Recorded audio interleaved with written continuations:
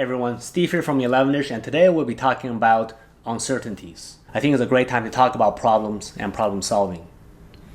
What we'll be discussing in this video are tools that product managers and directors, particularly around the tech industry, leverage on a daily basis because they are versatile ideas that can apply for multi-million dollar projects to professional growth, and in this case, you can apply it for your daily use, your ambitions, and even how to consider problem areas like what to do in a global catastrophe like the current coronavirus outbreak.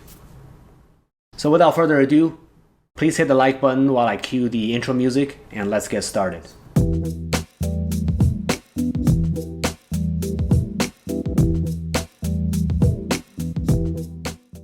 So before we dive in, let's define what uncertainty is. Uncertainty essentially is an event where you're not quite sure what the outcome will be. In this case, we'll talk about uncertainties that directly affect you. It might be a good outcome or a bad one. For example, if your significant other packed you lunch, you don't know what you're going to be having for lunch because you weren't watching. That is an uncertain moment, but inevitably it'll be a good one because your significant other packed it for you, not your arch nemesis. If you have been fighting with your boss for the past 2 weeks and you're expecting to get a scheduled bonus, it might go both ways, right? If you get a decent raise or bonus, then perhaps the argument that you were having were actually constructive discussions. If you got $2 for your bonus, then your boss probably hates your guts, right? These are the uncertainties on a very high level. And of course, in this video, we'll be focusing on the uncertainties that are more problematic, stress-inducing, and begs for a solution to kind of ease all that tension and challenges in your life. We'll also break down the approach into 3 easy steps so that it's easier for you to remember and internalize. And in the spirit of this channel, I'll be using my own career path as an example. I would also like to point out that it's really, really important for you to learn and apply the steps in sequence, because if you skip any steps, then you are essentially taking the objectivity out of this exercise. You are then no longer problem solving, you're essentially just going by the seat of your pants. Step 1 is incredibly simple, but super important. I call it be the deer. Be the deer in the headlights. There's going to be a moment where you realize that a situation is about to occur. It's going to directly affect you, and it might have a negative consequence. What can happen is that you lock up and then panic about you panicking, and then it goes all downhill, right? The sooner you realize that uncertainties are all around us and happening all the time, then the sooner you will accept it, and then you'll be able to objectively change that uncertainty into a set of problems that you can resolve.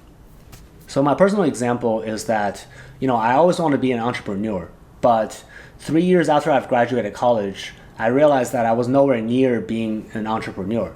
I became a lead developer for mobile apps, and I was becoming more and more like a code monkey because that's ultimately all I did, right? I didn't have any time for anything else at that time except figuring out how to save money faster and etc. etc. I had a deer in the headlight moment at that time because I didn't know how to effectively change my career trajectory from where it was into being an actual entrepreneur. And this then leads to step 2. Step 2 of solving for uncertainty is to contextualize and prioritize. The idea here is that it's uncertain because you don't know the entire context of what's about to happen. And therefore, you have zero idea in terms of what the problems and what the solutions might be, because the whole thing is a giant black box, right? If you can contextualize, in other words, figuring out why it's uncertain in the first place, it is no longer an uncertainty, but an exercise of problem solving. In my personal example here, where I'm trying to figure out how to become an entrepreneur, I effectively looked at it this way. I said to myself, what is an actual entrepreneur, right? An entrepreneur to me means someone who is capable of starting businesses, executing roadmaps, building great things, putting it out into the market, and then being able to replicate that process over and over again. My ability at that time to simply be a full stack developer and create content, create products, in that case mobile apps, that's just one aspect of this entire picture, right? So because I've contextualized what the uncertainty is that I want to resolve, I figured out what the problems are outstanding for me, which is to figure out business skills, analytics skills, and in my opinion, having more money. So now I've changed my uncertainty of I don't know how to become an entrepreneur to a set of problems that I'm trying to resolve, right? And through this process, I can actually also figure out, what kind of business skills do I actually need? What kind of analytics skills do I actually need? How much money do I actually need? And from here, I've broken it down even further and further and further. And then you can figure out how much time it takes for each piece, whether you can solve the problems in parallel, and then you can figure out how to prioritize that, right? Overall, predict how much time you need for this entire process. In this case, figure out how much time I actually need to become my definition of what an entrepreneur should be. So now let's talk about step 3, solutions and executions. In the previous steps, we talked about how uncertainty is just naturally occurring and you should accept it, right? The sooner you accept it, the sooner you can move on into problem solving. Then we talked about how to contextualize the uncertainty so that the uncertainty can become a problem or set of problems, and then figuring out in step 3 what the problem solutions are. So my example, the uncertainty is I don't know how to become an entrepreneur. Then the context is what is an entrepreneur, right? I've broken that down into pieces, which are my problems. Problem to me is business skills, analytics skills, and having more money. Those are the problems that I need to resolve to become an entrepreneur, because I was already a full stack developer, so development or project management is not something on my mind, my concern. So now we talk about solutions and executions. In terms of solutions, the way I'm looking at it is that I can either go back to business school to get these skills, or I can find a job as a product manager and get these skills while working, right? The second option is more amiable because not only can I learn on the go, I'm also building my resume at the same time. Real skills to me is better as an entrepreneur. And thirdly, I thought it would also help because I'm losing less opportunity cost. I'm actually making money while I'm learning. In terms of having more money as a problem that I need to resolve to become an entrepreneur, it is something I was already tackling. I created a video around that in terms of saving money faster and having a goal around how to execute around that goal, etc., etc. Please check that out. I'll link it below. But as far as I was concerned at that time, it's something that I'm already working on, so I've deprioritized that. In my case, in terms of execution, my boss actually got wind of this and gave me an opportunity to become a product manager at the company that I was already working. So it played out very, very well for me.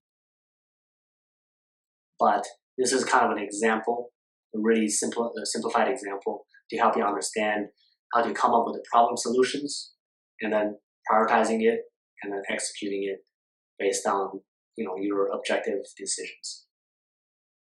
The last thing I want to point out though is that you want to stay on top of what you're doing and pivot if you need to, because while you're going on about there are other uncertainties that might occur, and then you need to reevaluate, figure out what you need to do to change the trajectory towards your liking, and then go through this entire process again. And I can't emphasize enough that you need to go through these steps sequentially, because if some uncertain moment comes up, and then you just throw out a solution, you're essentially gambling with the outcome. There's a much higher risk level that is effectively unacceptable in most cases, and it should not be acceptable for you either. Right? This is your life that we're talking about here. So I hope you found this video informative and helpful. Again, this is the type of content that I leverage for myself, both personally and professionally. If you enjoy this content, please hit the like button and subscribe for more. And I look forward to working with you. The last bonus key takeaway here is that I think it's really important to point out that it's human nature to feel like we want to do something to make change happen.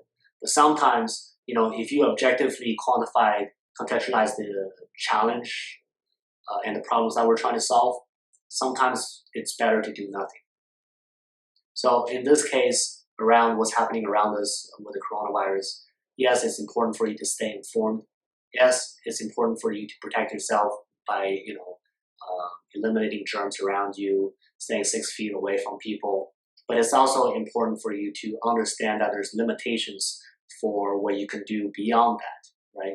And actually, once you've internalized that idea, then hopefully you will reduce the stress of all of the unknowns around you. Because at that point, it's ideal for you to wait to see what's going to happen next so that you can have a clear next step. Stressing out over things that you have no control over, whether it's this virus or your personal life or, professional roadmap, sometimes you just have to wait.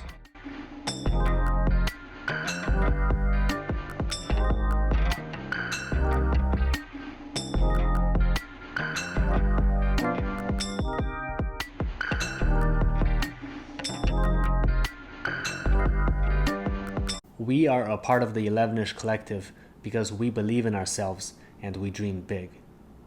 We believe in you as well, so go on there and do something.